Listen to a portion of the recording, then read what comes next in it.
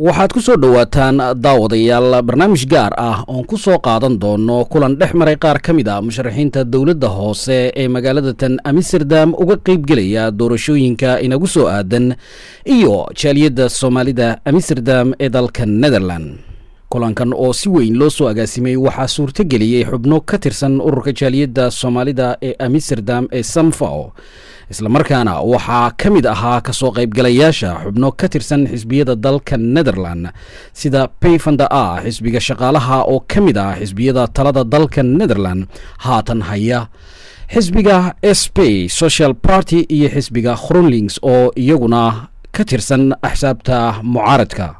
waxaa Social Party ama SP-ga ka socday mid ka mid ah musharaxiinta dowladda hoose ee Amsterdam uga qaybgelaya oo ah Jeroen Brunswijk, Farzana Shams oo iyaduna ka socota xisbiga shaqaalaha iyo Simeon Blum oo isna ka socda xisbiga GroenLinks. kulankan oo ay si weyn uga soo qayb galeen qaybaha kala duwan ee jaaliyadda Soomaalida Amsterdam oo dhammaantood halkaas ka muujiyay in ay haatan u soo jeesteen dalkan ay ku dhaqan yihiin in ay u gudbiyaan baahida ay qabaan in la ogaado caqabadaha hortaagan Soomaalida iyo guud ahaanba cidda ay codkooga siinayaan marka ay gaadho doorashooyinka. bulshada Soomaalida ee ka soo qayb gashay kulankan dhex maray siyaasiyiinta dowladaha hoose uga qaybgelaya doorashooyinka ayaa fursad u helay in ay su'aalo dhowr ah weydiiyaan musharaxiinta soo booqday, kuwaasoo jawaabo iyo aragtiyo kala duwan dhankooda ka bixiyey. intaa kadib waxaan waraysanay xubno ka tirsan jaaliyadda Soomaalida Amsterdam iyo musharaxiinta ka qaybgelaya dowladaha hoose ee Amsterdam oo aan wax ka weydiiyey afkaartooda iyo sida ay wax u dhaceen iyo waxa laga faa'iiday is-araggan maanta. dadkeena Soomaalida aad siyaasadda u jecelnahay, laakiin siyaasadda Soomaaliya ayaanu inta badan aan qiimeynaa ama aan jecelnahay inaan la socono, laakiin wadanka lagu dhaqan yahay runtii waa muhiim halkaan inaan ka qayb galno. waa ka xumahay inaan maaragtay hadda aan wali la aruursanayn xagga siyaasadda, laakiin mustaqbalka dambe waan jecelnahay maaragtay dadkeena in la hormariyo waliba xagga siyaasadda. sida maanta oo kale way maqlayaan qof walba qofkii ururada iyo sida isu difaacayaan. dadka noo yimid dad ajaaniba ka mid ah oo aan dadkeena Soomaalida hadii la fiirsho la mid ah ama la taariikh ah gali kara boosaskaas oo kale. marka waa inaan runtii doorashooyinka soo socda aan si fiican la isu abaabulo, in la isdiyaariyo dad hadda wadankan 30 kun oo qof oo Soomaaliya kor bay u dhaafayaan hadii la fiirsho. marka hadii la is ururiyo qof Soomaaliya waa qasab in uu qof iyo laba toona ma ahayn dadku ay ka qayb galaan siyaasadaha, waliba kuwa gobolada waa muhiim meesha aad hawshaada taalo weyn in laga qayb galo. runtii waxa horta laga faa'iido marka ugu horeyso dadka Soomaalida ah maanta waa markii dooda la keenay, laakiin maalin ka horeysa la isii diyaariyay oo loo sharxay xataa waxa ay tahay dimuqraasiyadda iyo xuquuqda dadku ay leeyihiin isee wuxuu dooran karaan. runtii waa wax aad guul u ah. ani waxaan u arkaa ururka Samfao oo wali arrintan maaragtay hirgeliyay inay tahay runtii wax loo baahnaa.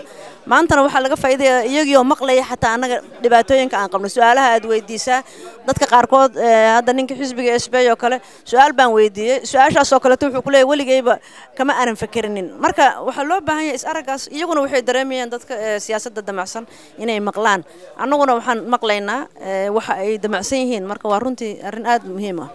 ama siyaasadda ka qaybgal qof ahaan uga qaybgal oo adigii inaad lagu doorto kale waa muhiim inaan ka shaqeyno dadka iyagu ay galaan Soomaalida ah. waxaas muhiim u ah qofkii haddaan dhibaatada iyada la maqlin hadda waa arrin fiican. iyagu waa maqlayaan, marka dadkii waa dad siyaasaddaadii wax ka fulin karay noqonayaan. marka waa qasab maaragtay anigu waxaan u arkaa runtii mustaqbalka soo socda inta badan dadkii hadda xaggaasa loo janjeeraa, laakiin meeshaad degan tahay waa muhiim inaad ruuxeeda wax ka qabsatid. والله runtii waxa laga faa'iiday oo dadka Soomaalida u kala cadaaday xisbiyadu waxyaabaha ay arrimaha Soomaalidu ay danaynayso oo isla markaa meesha lagu soo qaaday waxyaabaha ay ka kala aaminsan yihiin. waxaana aan aaminsanahay in dad badan oo Soomaalida meesha ka soo qayb galay runtii ay u kala cadaatay meesha ay codkooda dhigi doonaan iyo qiimaha uu leeyahay. sababtoo ah dad badan oo ka mid ah meesha oo ma dadkii yimid dadka Soomaalida aan ognahay markii hore doorashadan iyo waxa ay sameeynaysaa ma ay aaminsaneen ama wax laga inay codkooda wax tari karaan ma badarsanay. maanta dadkan inoo wada yimid waxa ku jira dad sideen oo kale dad asal ahaan soo galeeytiya wadankana maanta meel walba ka sharaxan. maxaa looga waayay Soomaali? waan ognahay horta sideedaba macnaheedu dadka Soomaalida dhibaatadoodu ma yara.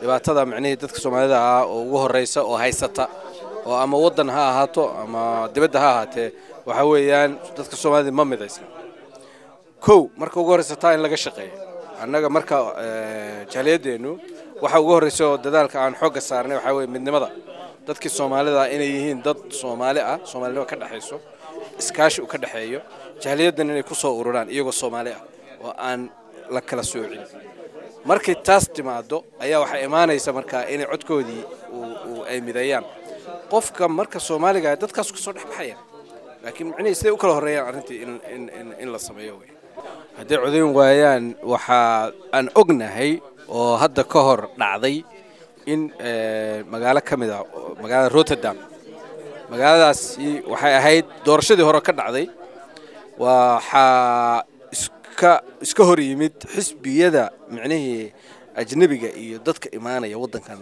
aan jecelayn ama ka soo horjeeda iyo dadka ajnabiga codkoodii dadka ajnabiga codkoodii markii hore ma aysan dhiibin laakiin markii aysan dhiibin codkooda macnaheedu 4 sano oo xisbigii ay maamulayeen oo laga guuleystay xisbiyadii iyaga taageersanaa waxa dhacday in aad iyo aad cadaadis loo saaray cadaadis aad u fara badan 4 sano ku xigtay dadkii way baraarugeen codkoodiina way dhiibeen waxa dhacday marka in dadka codkii Soomaalida ajnabiga ay meesha dadka ajnabiga ay meeshii raacay inay guuleysatay saas darteed wadankan oo kale codkaagu wuxuu sameyn karaa difference weyn buu sameyn karaa oo ma taqaanay lagu kala qaado doorashada sidaas darteed xisbiga adiga waxa aad danaynayso aaminsan inuu dawladii maamulo adiga ku fiican tahay noloshaada halka ku haystay ku fiican tahay علي كلن كان أي سياسيين تا دالك نذرلاند iyo Soomaalidu kulmeen maanta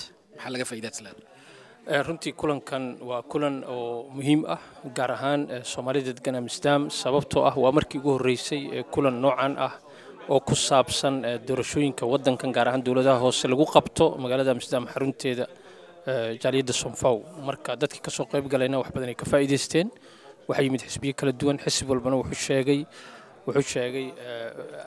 barnaamijkiisa uu rabo uu soo bandhigay doorashada uu doonay inuu doorashada ku galo dooda ka dhacday su'aalo badan la weydiiyay arrimo kala duwan ku saabsan waxbarashada wax laga weydiiyay wax laga weydiiyay xagga guryaha nabadgelyada shaqada xataa wax la weydiiyay dadka Soomaalida ah oo sharci laanta ah oo magaalada Amsterdam ku nool oo ma aragtay laftigeeda in haddii ay ku guuleystaan ay suurtagal tahay inay siiyaan ma aragtay isha hooy waxyaabo fara badan la weydiiyay runtii meesha lagu soo bandhig sababtoo Soomaalidu waxay tiri ama meel ka muuqo ama meel ka maqnaaw dadka Soomaalida wadanka waa degan yihiin waxay leeyihiin xuquuq oo dimuqraadi ah dadka wadanka degan ay la mid yihiin iyaga lafteedu waxbay dooran karaan waa la dooran karaa xisbiyada ku biiri karaan runtii waana muhiim inay ka qayb qaataan participation oo xagga siyaasadda ah laakiin runtii markaad fiiriso hadda Turkiga iyo Marookaanka oo kale waa dad wadanka muddo dheer joogay 60meeyadii 70meeyadii marka waana dad aad u fara badan marka horeyntii naga soo horeeyeen iyo numberka tirada ay badan yihiin darteed ayaa marmar u saamaxaysa in iyagu aad ugu jiraan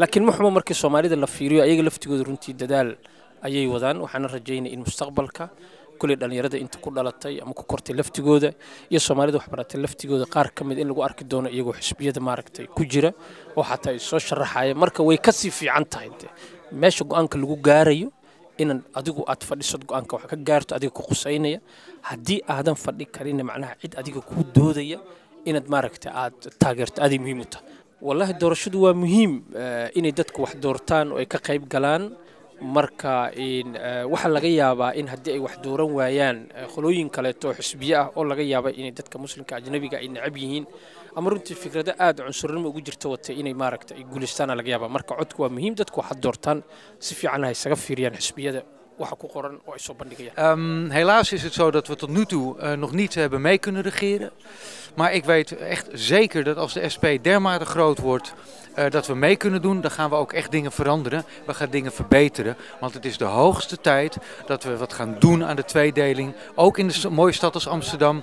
We moeten wat doen aan de armoede. daarom denk ik dat het wel wat kan veranderen en daarom moet je ook stemmen. We hebben dit keer voor het eerst een folder in meerdere talen gemaakt. Daar hebben we natuurlijk mensen voor nodig die de taal machtig zijn. En we hebben besloten om vanaf nu een soort projectgroep in het leven te roepen. Dat we vaker bij elkaar komen om na te gaan denken hoe we mensen met een andere achtergrond actief kunnen krijgen binnen de SP. Want dat is echt nodig. En het is waar, we horen ook die geluiden dat we onbekend zijn bij grote groepen Amsterdammers. En dat vinden we erg jammer, want juist voor die groepen Amsterdammers denken wij dat we heel veel kunnen betekenen. Nou, ik ben echt positief verrast over de opkomst.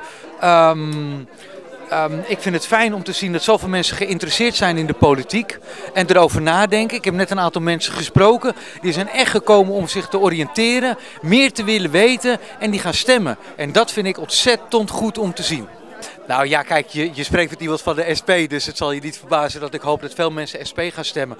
Maar mijn advies is stem. Stem, dat is het allerbelangrijkste. Mensen gaan op 19 maart stemmen om te besluiten hoe de raad eruit komt te zien.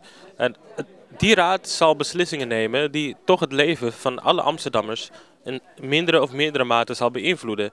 Het zal iedere Amsterdamse burger raken. Dus het is belangrijk dat burgers zelf aangeven wie zij daar willen hebben op de plek waar die besluitvorming plaats gaat vinden.